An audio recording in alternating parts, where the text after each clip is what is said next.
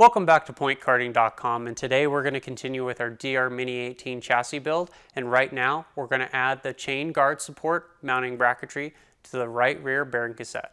Here on the rear of the chassis, this bracket right here needs to mount to the rear bearing cassette to support the plastic chain guard that goes around the drivetrain assembly to protect the driver and other drivers on track while the kart's under operation. Simply pull the two bolts out of the bracket, put the bracket mostly in place, and then with your other fingers, bring these two bolts in and start threading them into place, making sure to not tighten them until both are in place. And once they are, you can use a 13mm wrench to tighten them.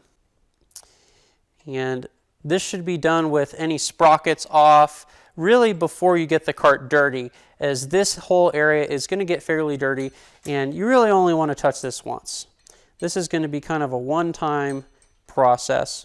And one little trick is that with this go-kart, as well as many others, you'll find that the holes in the sprocket here actually line up really nicely so that you can get a socket in here and tighten these down. On the Mini 18, when they come out of the box, there's enough room for us to get a wrench in here, which I'm just going to use for the sake of time. Once the main bracket is installed, now it's time to size and fit up your plastic chain guard. Now, I don't have a motor for this chassis right now, so that's going to make it a little bit difficult, but I can at least demonstrate how this is basically intended to fit. This is the plastic chain guard. In its full unaltered version, this is how it would be delivered from KG or from DR Racing Kart.